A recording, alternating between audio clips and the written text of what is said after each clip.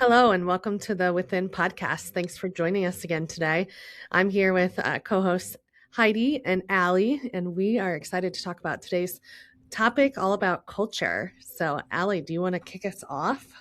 Sure. So I think, a lot of the work that we do with clients, whether it's fractional HR work or employee experience or, thinking about well-being differently, I think at the very heart of all of that is the culture of your organization. And if you don't know the culture of your organization, it's really, really, really hard to, do the things that make your employees want to stay and want to be engaged and want to do the work that you want them to do in a way that you want them to do it. So we wanted to spend a little bit of time today talking about culture. Really, I would say in three different buckets, kind of from the bucket of like your employees, but also like, what do you do if you're a large organization and, you've got all these employees you got to figure out how do you make happy? And then you also from a small employer perspective, I think those are sort of the things that keep a lot of leaders and owners of businesses up at night is, how do you keep your people? Because hiring people, we know hiring people and the cost of turnover is very high. So how do we make sure that we're really thinking about that culture aspect? And culture really does, I would say, 5 things for your organization. It helps you help the employee experience in a day-to-day place, right? So your culture changes. Your culture changes as your people come and go. We also know that identifies gaps in that leadership. So a lot of times you will bring leaders on board that have been really great salespeople, and then you make them a leader, and then you're like, oh my gosh, why are they not doing as well as they did in a sales role? We also know that psychological safety, whether you like that word or not, it is very important in every organization that you've got that trust factor and that safety where employees can show up as their authentic self. That's something that kills teams really, really fast if you don't have it. And then, of course, making sure that leaders have that, what do I need to do to lead to be successful in this organization? And last but not least, if it's not working, if your culture is not what you want, what do you do if, you need to change it or you feel like there's something that's, stopping you from having this amazing culture that you think you want. And many times it starts with you just think your culture is one thing. And if I went and asked your people, they would tell me something completely different. So we want to talk about it from Nikki's point of view, which is like kind of that small business, that HR function. Heidi's going to pipe in and talk a little bit about how she worked in large organizations and that culture aspect there. And then we'll kind of wrap it all up and we'll talk about sort of the meaning of, how does culture just impact the broader success of your organization? So Nikki, can you talk a little bit about that kind of that smaller fractional HR and what you do from a culture standpoint there and how we support that? Yeah, I can. But before we do that, as you're talking, I'm like, okay, I feel like we need to even go like a little deeper here. So like you just named off 5 things that go into culture. When people come to us, like, what do you feel like is the number one thing when people say culture? That's kind of a buzzword, right? Like Yeah. what do you think people usually are talking about when they talk about culture or So a come lot of times about people culture? think culture, yeah, a lot of times people think culture is like the environment. So like Yeah. the building or the things that they offer or their benefits, like that's what they think culture is. But culture is really a feeling. Mm-hmm. Culture is the feeling that an employee has when they walk in your building, right? So Right. the building's not the culture, it's the feeling that you have. And if your leaders are mindful of that feeling, it doesn't have to be in a building. It could be on a call. It could be Anywhere. when we're out visiting a client or, so it's not necessarily a thing. It's really a feeling. Yeah. Yeah, I like that. I mean, I feel like a lot of people always are talking about, oh, our culture is this and our culture is that. And it's like, okay, what are you talking about when you say culture? So I've never heard you explain it like that, like with those, kind of all of those components, and it makes sense. So anyway, Yeah. thank No, you. the other thing I would add, and Heidi, I think you have a lot of experience in this too. So pipe in here. It's also about making sure that your purpose, your vision, and your values are aligned. Mm-hmm. And I think that's also something that kind of gets people a little bit wonky is that, you have a purpose and it might be words on a wall that people should know, but yet then when you actually dig in, it's like, wait, that's not actually how this company shows up for me as an employee. Right. Yeah. Yeah. So from a small, as you're talking to, I'm thinking through like some of the scenarios that have been going on. So I do a lot more work on like the actual HR fractional HR side. So, how are we? Do we have rules? Do we have policies? Do we have communication around those? Do people know if they're showing up for a holiday? Like what is going on?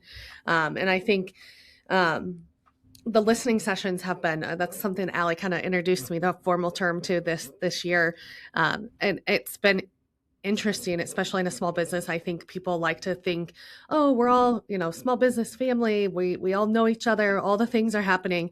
And you start like opening a door to, to ask questions to an employee, and the information that you get on how they feel or like what's going on or why they're upset about something. It's like, oh my gosh, like you're just showing up every day and having a smile on your face because you guys are so close. You are close knit team. Yeah. The average size of client I work with is 15 to probably like 200 or so, and especially in those smaller ones, it's kind of crazy like how much is going on under the surface that the employer or the leader, whether that's the owner, whether it's an operator, like just doesn't understand. So it's kind of interesting when you talk about, and in one particular that I'm thinking of, they have a brand new building. It's so beautiful and all of the things. And there's kind of all of these things going on under the surface. And it's just because they're not communicating. So like when I think of like a good culture in a small business, and I think what I see time and time again is, they make assumptions. Like I think we're all in our head of, oh, they want more money, or oh, they want more this, or they want more whatever, because you hear little snippets of things. And I think a lot of times like the bandwidth of an owner or operator that's doing all of the things and trying to make everybody happy because they don't want people to leave, because they're usually running so lean. They make assumptions on what people want, and then they take action because they don't have time to ask the questions. And I Yeah. think that's what's been fun, honestly, and something kind of unexpected for me the last year is to take the time to actually go in and talk to these people and, hey, what's going well, what's not going well. Some of them have no systems, some of them have like no communication. So it's just like really turning over those rocks of like, hey, what's here, what do we have, how are we communicating, so that you feel like you can be effective in your job. And I think a lot of times it's something completely different than what the leader or the owner thought, right? So Yeah. like they actually don't want 10,000 more dollars. They just want you to tell them if they need to be there on a certain day or if they can go volunteer at this event, right?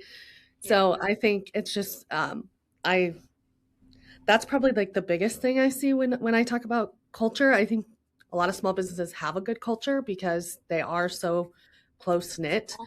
Yeah. But I do think when it comes to like their jobs and like I think a lot of small businesses also don't realize the importance of like, what do I actually do? Like, what are my core functions and what are my, how am I held accountable, or like, what does that look like? I think a lot of small businesses, again, they maybe get started because a leader had left an organization or went out to do their thing that they love to do and made it into, a business, and they don't always know how to they don't want to be like micromanaged, I think is a big thing that I hear a lot in the small businesses. Oh, well, like I had to, and I did this, right? Like I did this when I was running the agency. And like a lot of this is like making me reflect on my own experience. And it's like, um, but having those, having that handbook so people understand what's going on, and having the job description that they can refer back to so they kind of know what their core duties are when 10 things get put on their hat. That's not micromanaging. That's letting the person know what their expectations are and giving them kind of like a North Star to follow instead of being all over the place. So Yeah. I don't know if any of those nuggets help you, but they're very common things. And I mean, one of the companies I'm supporting right now, they're 100% on virtual. They've always been virtual. Mm. And so when you say like, culture as a space, or as a feeling versus like the actual space that you're in, they have an amazing culture. They're extremely flexible. They're able to do a lot of things, but that's because the leaders have that expectation, and that's kicked down, and communicated throughout the organization very well. So Yeah. Heidi, are you, from your point of view and working with larger organizations, how do you feel culture is felt by the employee, and how do leaders play into that?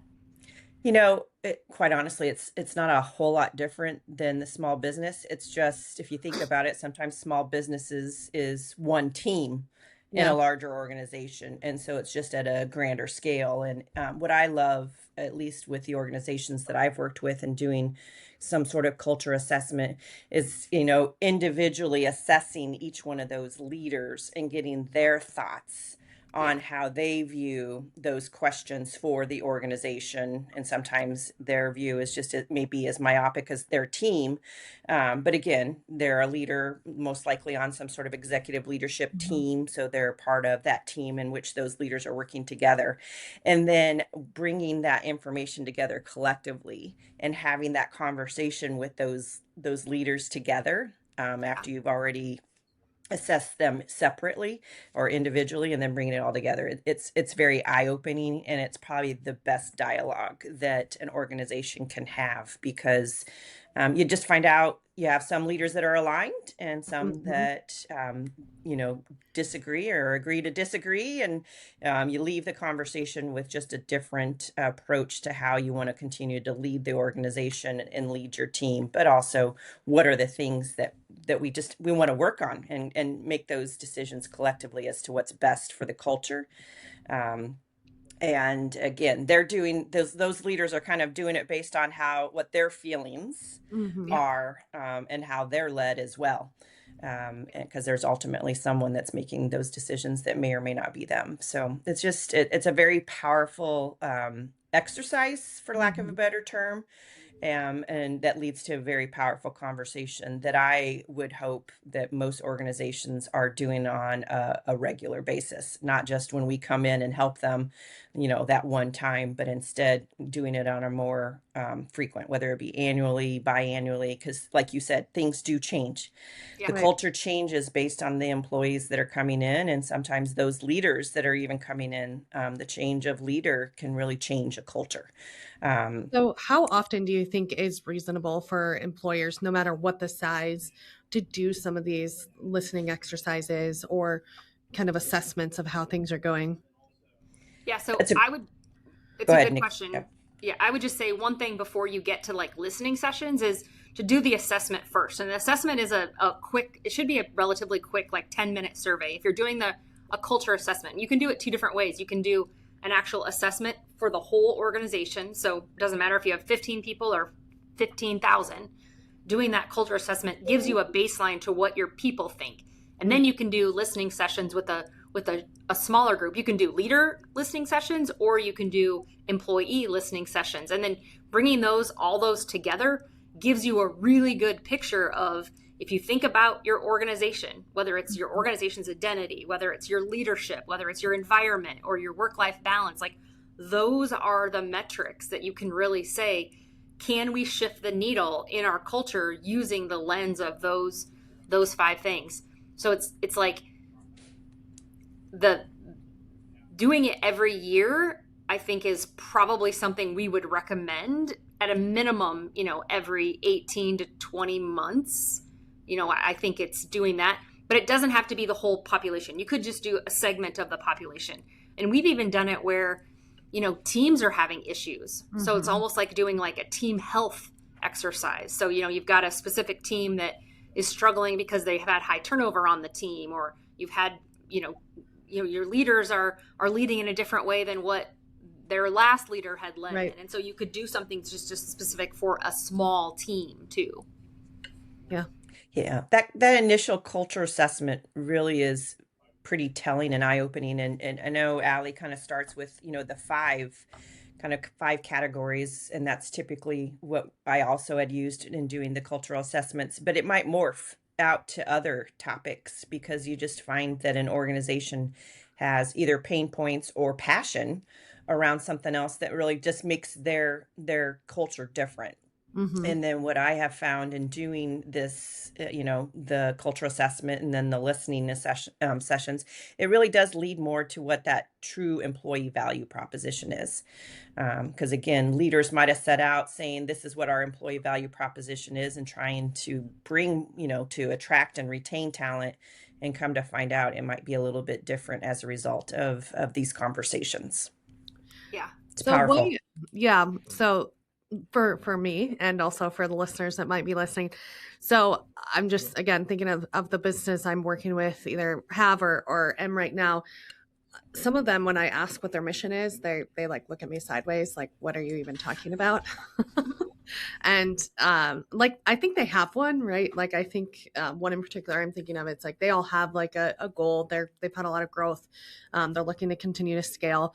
So where do you start as an organization, big, small, whatever, if you don't really have a strong vision, mission, kind of all your values? Like where do you always suggest, or where would you suggest? I mean, I would start with that, like identifying what is your and we like to use purpose over mission now. That's just a little more generational. I would say the generations are looking for what's your purpose versus your mission. Mission always feels a little more financial driven, where purpose feels a little more Okay. like, broader, and like purpose is like the Northern Star, right? Like you might not ever actually meet your purpose, but it's something you're striving for on an ongoing basis. So we recommend purpose. And if they don't have a purpose, that's where I would start, is identifying, what is your purpose and Mhm. why do you show up every day? And that could be a small group where you've got some executive leaders and maybe a couple of key employees where you have them involved in a purpose exercise. I think that's really important, especially if you're hiring younger generations, because Yeah. the younger generation wants to know, how are you making a community impact, not Right. just how are you being profitable. So if you don't have a purpose, and the crazy thing is, like, at the end of the day, they have a purpose. They Yeah. just may not know it, That's right? what So I'm like. we, Yeah, they're working towards something, yeah, and everybody knows that. It's just like, how do you package that um, for sure. into, yeah, something that people can identify with and Yeah, understand, or like have a common goal. Yeah. yeah, and Yeah, it's that's got to be something that resonates, right? I right. mean, and I have been helping some small organizations as well, and I the whole intent, in my opinion, is that they're words, they're words that, you know, come together to form a purpose, but that really people feel that they feel good about and they want to be part of. And sometimes people feel as though it's got to be a paragraph, Oh uh, yeah. and that just, or and it's got to be something that you see, so you're reminded of it, because I mean you have to feel it, but sometimes you have to see it to be reminded of it to continue to live it out. And so I think the shorter the better, the more concise. It's something that someone can rattle right off their tongue, as to the company's purpose, and then how their own individual purpose, it really aligns nicely then when you Right. start talking about individual purpose and how it aligns with the overall organization purpose, and that they feel that they're fulfilling both of them Right. Yeah, with the work they're doing. yeah, for sure. I think that is probably as important, or equally important as your culture. And I think the purpose really sets the stage for what do you want your culture to be. Right. So yeah, I love it. Interesting. Hmm. Yeah, I think culture is really an interesting topic that not a lot of organizations are really like spending time on. And at the end of the day, that's probably where they should be spending most of their time, is fulfilling their purpose through their culture. Yeah. And but you have to have a leader that's willing to say, like, this is who we are and how we're going to show up. And not all leaders are willing to do that. And it Right. it trickles down, right? So And I I just think think that's, it's yeah, in a small business, like I do see that, especially because yeah, you're running so lean, like I said, and oh, we don't want to piss them off, or oh, we don't want, and it's like, what's the worst that happens if somebody leaves? Like if they weren't the right fit. And yeah, and I truly believe in everything that I've seen over my career, but especially in the last 4 or 5 being an entrepreneur, is you have to be set up that if somebody leaves or goes in because it doesn't, they don't align, or maybe their purpose has changed, like you have to be okay that people are going to leave your organization. So like you never want to get yourself in that spot that like if somebody leaves, it would be detrimental. And if you are there, that's when I would 100% step back and start doing some of this. Yeah. And I would say by doing it, having the cultural assessment, having the conversations, coming up with a purpose as you go out to bring people into your organization, they're looking more for a career than a job. Right. Yeah. And that's a huge difference in just my, as I worked through my 30 plus years in the HR field, is finding people that want a career, Yes. not just come in to have a job. And just their mentality, how they approach their day is very different. Yeah, so true. Yeah, well, we highly recommend culture assessment, understanding your people, purpose. We partner with Salveo Partners. Rosie Ward is an amazing leader and does great work in the culture space. So we partner with Rosie and have the ability to help you with a culture assessment if you ever need one. So thanks for joining us today for the Within podcast.